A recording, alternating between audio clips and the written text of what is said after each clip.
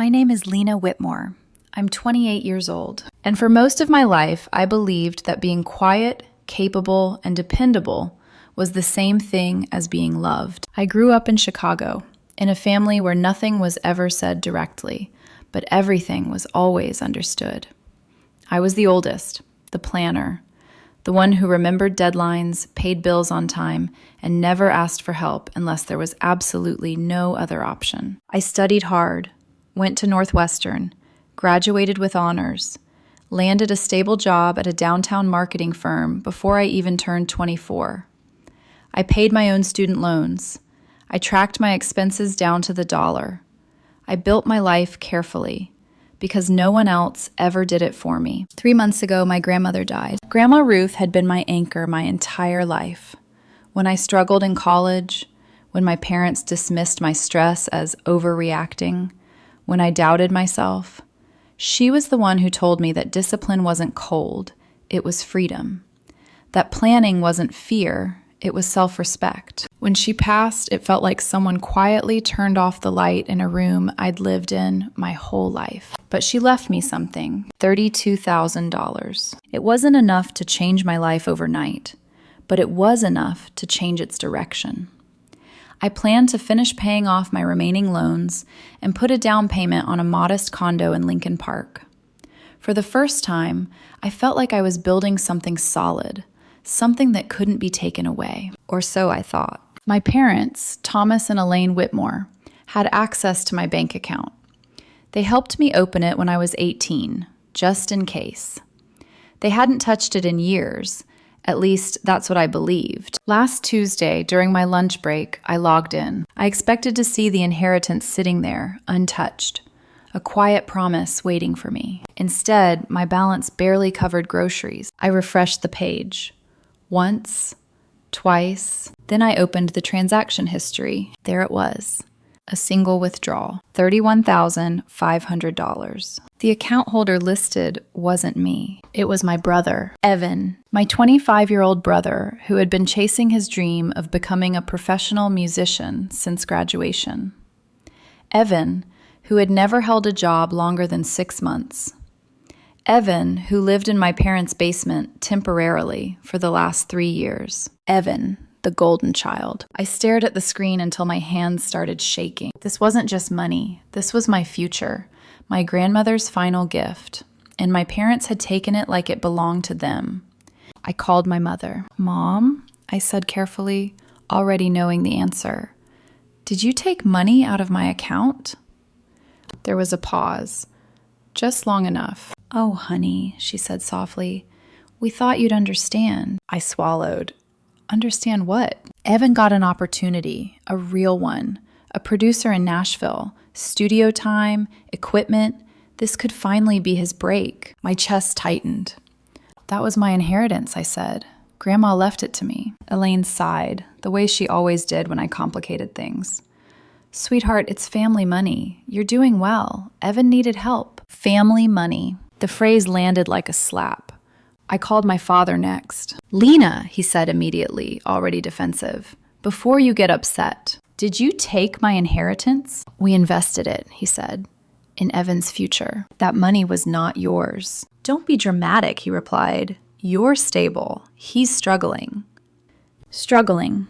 The same word they'd used every time Evan failed upward, and I quietly paid the price. That night, I lay awake, replaying every sacrifice I'd ever made. Every time I was told to be patient, understanding, supportive. This time, something felt different. This time, they crossed a line. And for the first time in my life, I realized something terrifying. They never expected me to say no. I didn't sleep the night after I discovered the money was gone. Not because I didn't try, but because every time I closed my eyes, I saw that transaction line again.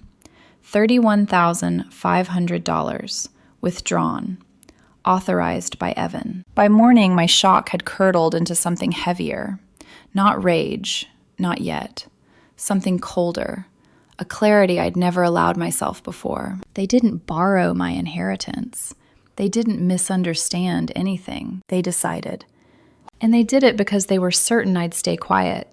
like I always had. By noon, I texted my parents. We need to talk.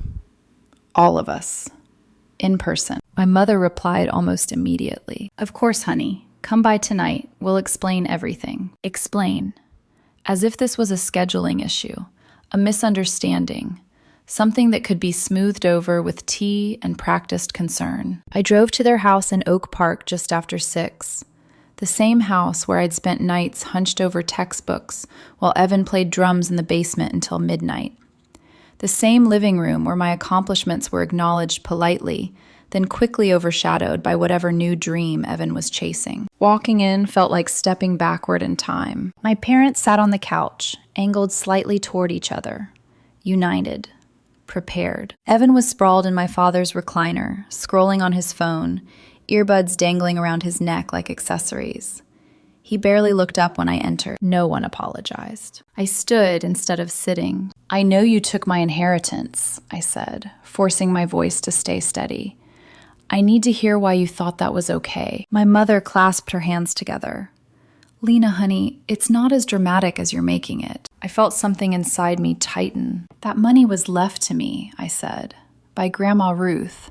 It was for my future. Elaine nodded sympathetically. And Evan's future matters too. Evan finally looked up, irritation flashing across his face. Can we not do this like it's some crime drama? Then explain it, I said, turning to him. Why did you think you could take it? He scoffed. Because I needed it. That was it. No hesitation, no shame. I've been working with a producer, he continued. Someone legit, Nashville, real studio, real potential. You wouldn't understand. You've never tried to build anything creative. I laughed once. It came out sharp and humorless. I've been building my life since I was 16, I said. While you were chasing ideas, I was paying for mine. My father leaned forward, adopting the tone he used when he wanted to sound reasonable. Lena, listen. You have stability, a career, benefits. Evan's been struggling. And whose fault is that? I asked quietly. Silence. Then Evan snorted. Wow, that's cold. Cold. The words stung more than I expected. You took my inheritance, I said, without asking, without even telling me. We knew you'd say no, my mother admitted softly, and we couldn't let Evan miss this chance. There it was. Not a misunderstanding, a decision. So you decided for me, I said. Elaine's eyes filled with tears. We raised you to support family. You raised me to sacrifice, I said. There's a difference. Evan rolled his eyes. This is unbelievable. You're acting like we stole from you. You did, I said, finally letting the word land. You stole from me. My father's jaw tightened.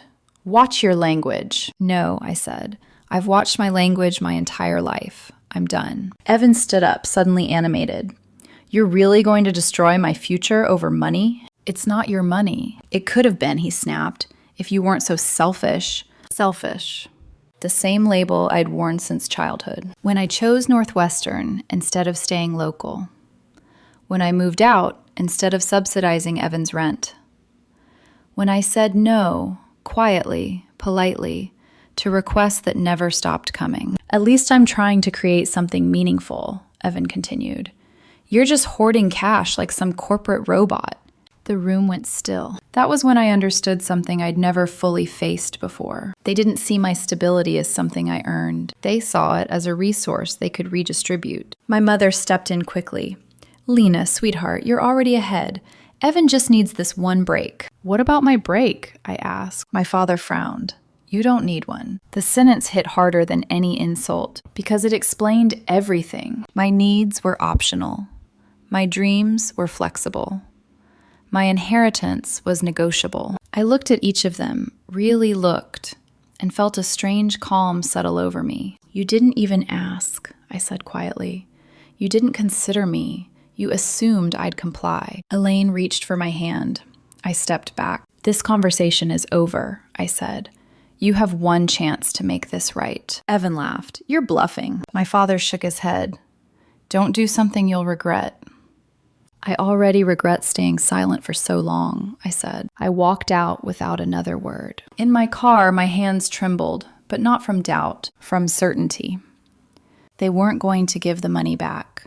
They weren't going to admit they were wrong. And for the first time in my life, I understood something terrifying and freeing. If I wanted justice, I couldn't rely on family. I'd have to choose myself.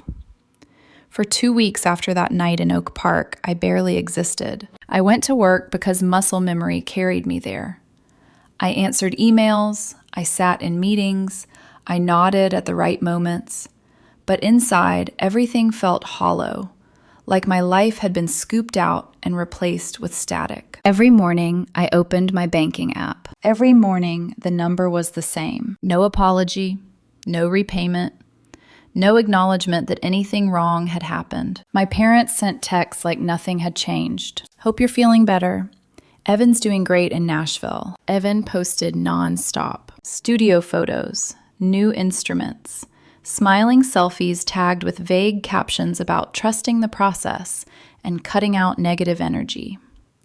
Every post felt like salt pressed into an open wound. I stopped responding, not to punish them, but because I didn't know how to speak to people who genuinely believed my inheritance belonged to them. The breaking point came on a Thursday afternoon. I was sitting at my kitchen table, laptop open, student loan statement pulled up. I stared at the remaining balance, money I had planned to erase with Grandma Ruth's gift. That was when it hit me. They didn't just take money, they delayed my life. That night, I Googled something I never thought I would. Inheritance theft legal options, Illinois. The next morning, I sat in a glass-walled office in the Loop, across from a woman named Christina Alvarez. She was in her early 40s, calm, precise, and completely unshocked by my story. This happens more than you think, she said, flipping through my documents. Family assumes access means ownership. They helped me open the account, I said. They thought that meant... It doesn't, she interrupted gently. Your grandmother's will specifies the funds were left to you. Access doesn't equal permission. Hearing it stated so plainly made my chest ache. So I'm not overreacting? I asked. Christina looked at me carefully. You're underreacting. You've been conditioned to doubt yourself. She explained the process. Misappropriation of inheritance funds, civil court, documentation, time. You'll need bank statements, the will, any proof the money was used without your consent. I nodded, my hands clenched in my lap. And my parents? I asked quietly. They'll be defendants, she said, along with your brother. The word defendants echoed in my head all the way home. That night I didn't sleep. But not from fear, from grief, because choosing legal action meant admitting something I'd avoided my entire life. My parents were not going to protect me. They were never going to choose me over Evan. The paperwork took days.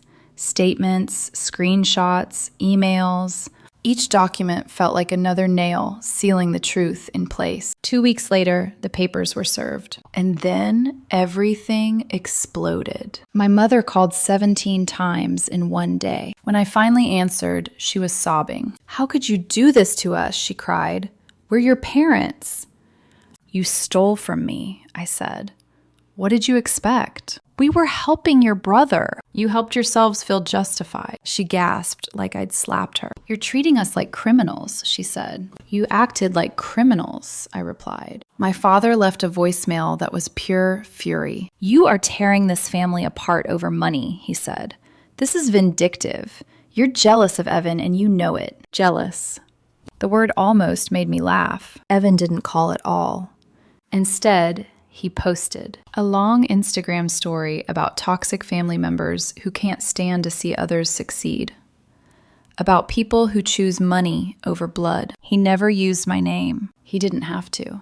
Within days, the extended family joined in. My aunt texted, "You're being dramatic." A cousin messaged, "Why couldn't you just help him?" No one asked if I was okay. No one asked why my parents took my inheritance without asking. The narrative was already written. Evan was the dreamer.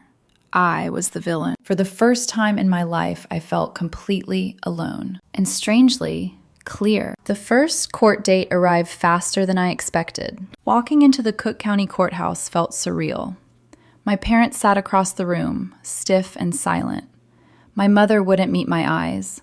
My father stared straight ahead like this was an inconvenience, not a reckoning. Evan wasn't there. Christina whispered, That won't help him. The hearing was procedural, but humiliating for them. When the judge asked if they'd receive my permission to withdraw the funds, my father hesitated. "We thought she'd understand," he said. "That wasn't the question," the judge replied calmly. "Did you ask her?" "No." The silence that followed felt heavy. During a recess, my mother cornered me in the hallway. "Lena, please," she whispered.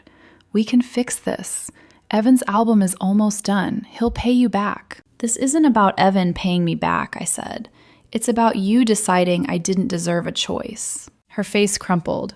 "We're family." "So is Grandma Ruth," I said softly. "And you ignored her wishes." That night, Evan finally called. He was drunk, angry, righteous. "You're ruining my life," he slurred. "Do you know that? You ruined your own life when you took what wasn't yours. If you actually cared about me," he snapped, "you'd help me." "I cared about you my entire life," I said. "You just never noticed, because it was never enough." He hung up after calling me cold, heartless, alone. The call broke something in me, not my resolve, my illusion. This wasn't a misunderstanding. It was entitlement meeting boundaries, and the law was about to decide which one mattered. By the time the final hearing arrived, I felt like a stranger in my own life. 3 months earlier, my biggest worries had been project deadlines and interest rates.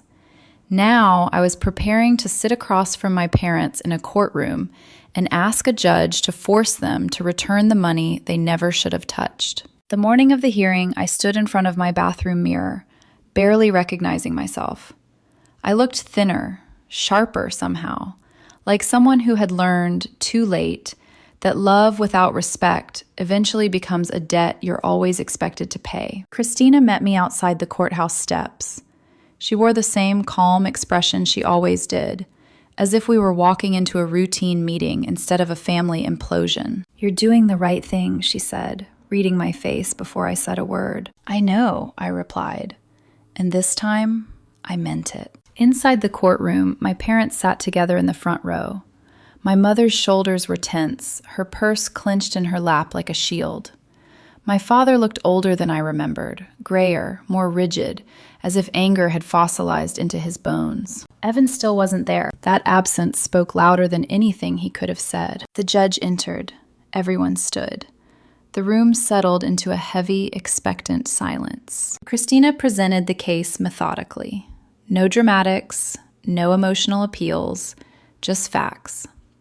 The will, the bank statements, the unauthorized withdrawal, the transfer of funds for Evan's personal use. When my parents' attorney tried to frame it as a family investment, Christina shut it down with surgical precision. "Your Honor," she said, "the defendant's son is a 25-year-old adult. The plaintiff's inheritance was not communal property. It was explicitly bequeathed to her. There was no consent." The judge turned to my parents. "Did you believe you had the right to take this money without your daughter's permission?" My father cleared his throat. "We believed she'd support her brother." "That's not what I asked," the judge said evenly. "Did you believe you had the legal right?" Silence. "No," my father finally admitted. The word echoed in the room. My mother's eyes filled with tears. She looked at me then, not with love, not even with anger, but with something closer to disbelief. Like she couldn't comprehend how we'd ended up here, as if this wasn't the inevitable outcome of decades of entitlement. The judge leaned back slightly, reviewing his notes. "The law is clear," he said. "Access does not equal ownership. This money was taken without authorization." My parents' attorney tried one last angle, promising repayment, emphasizing family unity, suggesting mediation instead of penalties. The judge wasn't interested. "You don't resolve a violation by asking the victim to be patient," he said. When the ruling came, it felt both explosive and anticlimactic. Full repayment. Court costs. A penalty for misappropriation. My parents were ordered to return every dollar. My mother let out a sound somewhere between a sob and a gasp. My father stared straight ahead, jaw clenched so tightly I thought it might crack. I felt nothing. No triumph, no relief, just a quiet, bone-deep exhaustion. Outside the courtroom, my mother approached me again. "Lena," she whispered, grabbing my arm. "Please, you didn't have to do this." I gently pulled away. "I did," I said, "because you never would have chosen me." She shook her head. "We love you." "Love isn't supposed to cost me my future," I replied. She cried then, really cried, but it was too late. The damage wasn't the lawsuit, it was the certainty. That evening, my phone lit up with notifications. Evan had posted again. A long rant about betrayal, about blood, about people who destroy dreams for money. He didn't mention the court ruling. He didn't mention the judge. He didn't mention the fact that he'd built his dream on stolen ground. Extended family messages followed, some angry, some disappointed, some urging forgiveness, none asking for understanding. The check arrived 2 weeks later. I watched my parents sign it in silence at Christina's office. My mother's hand shook so badly she had to steady it with her other palm. My father avoided looking at me altogether. When they slid the check across the desk, something inside me finally shifted, not satisfaction. Closure. This chapter, however ugly, was ending. That night, I sat alone in my apartment, the check resting on the counter like a physical weight. I didn't deposit it immediately. I just stared at it, thinking about Grandma Ruth, about how she'd saved quietly, intentionally, for me. Not for family politics, not for dreams that burned through other people's money, for me. Evan never acknowledged the ruling directly, but I heard through distant relatives that his Nashville producer had gone silent. Studio time evaporated. Promises turned vague. The dream, it seemed, was already cracking under its own weight. My parents stopped calling. No apologies, no explanations, just silence. And for the first time in my life, that silence didn't feel like punishment. It felt like space. Space to breathe, to heal, to decide who I wanted to be without constantly negotiating my worth. I deposited the check the following Monday into a brand new account at a bank my parents had never touched. As the confirmation screen loaded, I felt something settle inside me. The law had spoken, and for once, it spoke louder than family. The fallout was faster than I expected, and quieter. No dramatic confrontations, no final speeches, just a sudden, absolute absence. My parents stopped calling entirely. No texts, no check-ins, no awkward attempts to smooth things over. It was as if I'd been erased, not because I sued them, but because I refused to return to the role they'd assigned me. The responsible one, the understanding one, the one who absorbs damage so others don't have to. Extended family filled the vacuum instead. My Aunt Margaret left a voicemail telling me I'd gone too far. A cousin I hadn't spoken to in years messaged, "You could have handled this privately." Another suggested therapy, together, as if the theft had been a communication issue. No one asked what it felt like to watch my inheritance vanish overnight. No one asked how it felt to realize my parents planned it. They wanted peace. I wanted accountability. And peace, I learned, is often just comfort for the people who caused the harm. 2 weeks after the money cleared, I got a call from someone I hadn't heard from in years. Great Aunt Eleanor. She was my grandmother's older sister, 86 years old, sharp as glass. The kind of woman everyone quietly feared at family gatherings because she remembered everything and never forgot what mattered. "I heard what happened," she said without preamble, "and I want you to know something." I sat down. "Your grandmother saved that money for you," Eleanor continued. "Not the family. You. She told me Evan was charming but unreliable. She worried your parents would always excuse him. She wanted you protected." My throat tightened. "She worked extra shifts," Eleanor said. "She told me it was so you wouldn't have to ask anyone for permission to live your life." Hearing that, finally, broke something open in me. Not anger. Relief. I wasn't imagining it. I wasn't selfish. I wasn't misinterpreting her intentions. Grandma Ruth had seen the pattern long before I did, and she'd tried to shield me. Evan's dream collapsed quietly. The producer in Nashville stopped responding. Studio time dried up. The connections vanished. According to Eleanor, the man turned out to be running the same scam on multiple struggling musicians, selling hope, taking money, disappearing. Evan came back to Chicago broke, angry, humiliated, still convinced he was wronged. My parents, I heard, were scrambling. Between court penalties and legal fees, they'd drained their savings to keep Evan afloat. Again. This time, there was no inheritance left to steal. That irony didn't make me smile. It just confirmed what I already knew. They'd never change.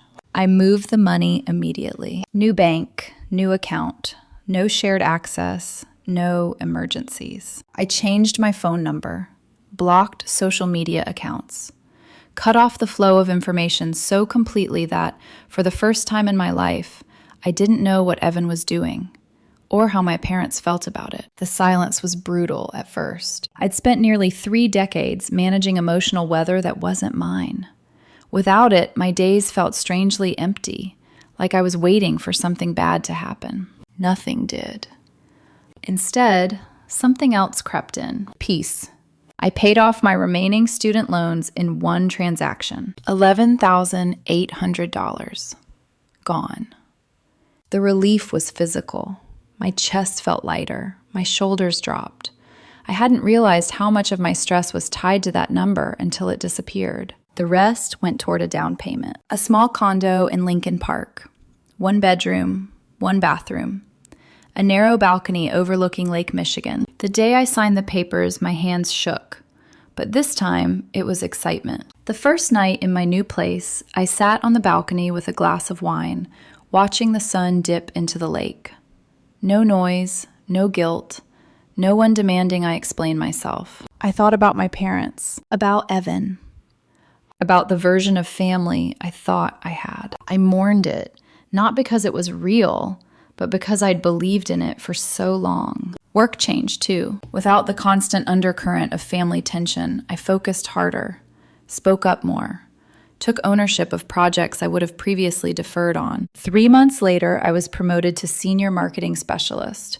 My boss noticed the shift immediately. "You're different," she said during my review. "More decisive.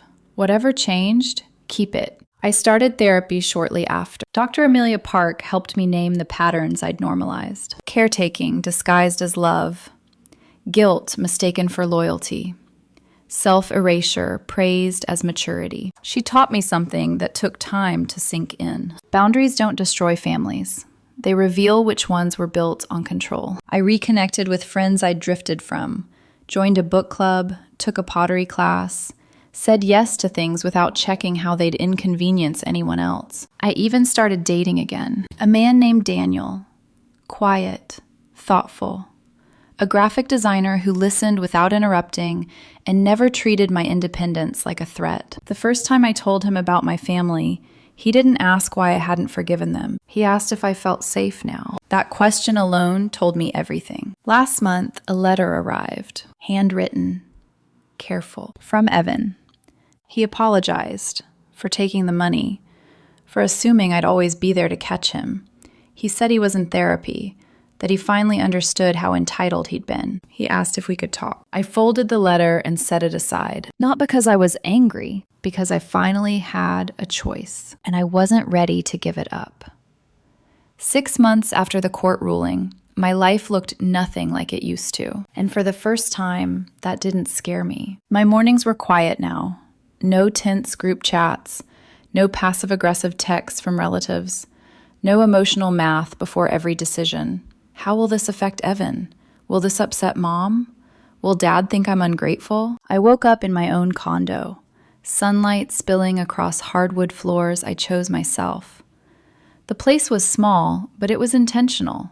Every plant, every book, every piece of furniture existed because I wanted it there. No compromises, no explanations. I brewed coffee, stepped onto the narrow balcony, and watched Lake Michigan stretch out in front of me like a promise I didn't have to justify. The silence no longer felt heavy. It felt earned. Work continued to thrive. The promotion had come with more responsibility, but instead of overwhelming me, it sharpened me. I led meetings without shrinking. I negotiated deadlines instead of absorbing impossible ones. I stopped apologizing for competence. During one quarterly review, my boss leaned back and said, "You trust yourself now. That's new." She was right. I did. Therapy helped me understand why that mattered so much. Dr. Park explained how children raised as the responsible one often confuse usefulness with worth, how love becomes transactional, how boundaries feel like betrayal because they disrupt an unspoken system. "You didn't lose your family," she said once. "You stepped out of a role." That sentence stayed with me. I wasn't punished for suing them. I was punished for no longer being convenient. Daniel came into my life quietly. No grand gestures, no intensity disguised as passion, just consistency, respect, ease. He never asked me to minimize my past to make him comfortable. Never flinched when I said I didn't speak to my parents anymore. Never treated my independence like something temporary. One night over dinner, he said, "I like that you choose yourself." No one had ever framed it that way before. I realized then how much I'd been taught to see self-respect as abandonment. Evan's situation unraveled further. The Nashville producer vanished completely. The album never materialized. According to Great Aunt Eleanor, Evan moved back in with my parents, bitter and directionless, still posting cryptic messages online about betrayal and injustice. But something had shifted. My parents couldn't bail him out the way they used to. The court costs had taken a real toll. For the first time, consequences stuck. They tried to reach me through distant relatives. "Your mother is heartbroken. Your father misses you. Family is family." I listened politely, then declined. Not out of spite, out of clarity. I finally opened Evan's letter again one evening. I read it slowly, carefully. The apology sounded sincere. Acknowledgement, responsibility, regret. Things I'd waited decades to hear. But apologies don't restore trust automatically. They offer an option. And for the first time in my life, I was allowed to decide. I didn't respond. Not yet, maybe someday. But not because guilt told me I should, because I wanted to. I used the rest of my inheritance wisely. Loans, gone. Emergency fund, solid. Mortgage, manageable. Everything Grandma Ruth hoped for. Sometimes late at night, I imagined telling her how it all turned out, how hard it was, how painful, how freeing. I think she'd understand, because she knew something my parents never did. Security is not selfish. Boundaries are not cruelty. Silence is not peace. I didn't win because I got the money back. I won because I stopped allowing my life to be decided by people who never planned to protect it. I'm 28 years old, debt-free, independent, living in the city I love, surrounded by people who don't expect me to disappear for their comfort. It cost me the family I thought I had, but it gave me the life I was always meant to build. And that, finally, feels like enough.